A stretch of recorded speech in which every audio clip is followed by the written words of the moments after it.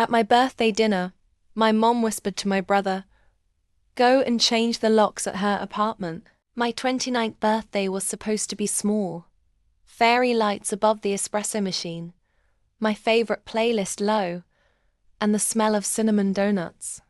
When my mother and brother walked through the cafe doors smiling too wide and hugging too long, a cold part of me catalogued every move.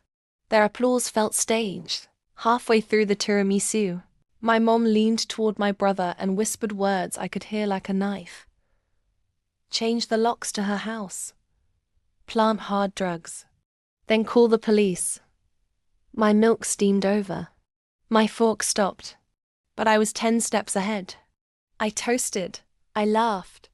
I filmed them on my phone for content.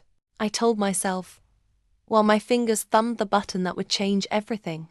Months earlier, quietly, I'd done 3 things no one suspected. I transferred the deed to my house into a trust under the name of a local women's shelter. I befriended an old college contact who now worked in narcotics enforcement. He had a soft spot for the underdog. And I set my cafe's CCTV to stream to a private archive. Revenge, I decided, would be surgical. When the party ended and they slipped out under the pretense of a nightcap, my brother grabbed the spare key I'd forgotten at their place. He grinned like a man about to collect a prize. They drove to my house, confident, whispering about how easy it would be to ruin me and keep the property. They walked in, and the dark found what they expected. A small cloth-wrapped package hidden under a floorboard. My brother, hands trembling with triumph, unwrapped it and poured its contents onto the table. The worst moment of his life was the way his triumph looked when the sirens came. My friend from narcotics walked in with 2 officers and a photographer. My cafe's CCTV, that private archive, had already broadcast their whispers and their plan to the one person who needed to hear it. A prosecutor who'd been waiting for a clean case.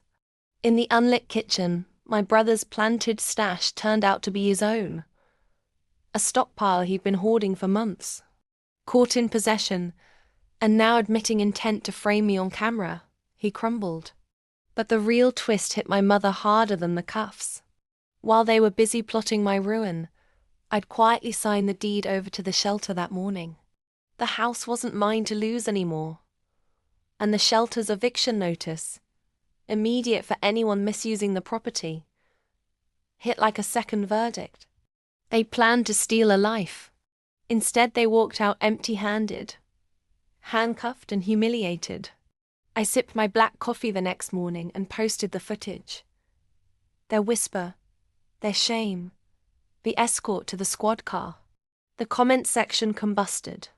If you love watching the quiet become dangerous, hit subscribe. Join my channel for more revenge stories that bite back harder than the ones who try to break us. Don't miss the next chapter.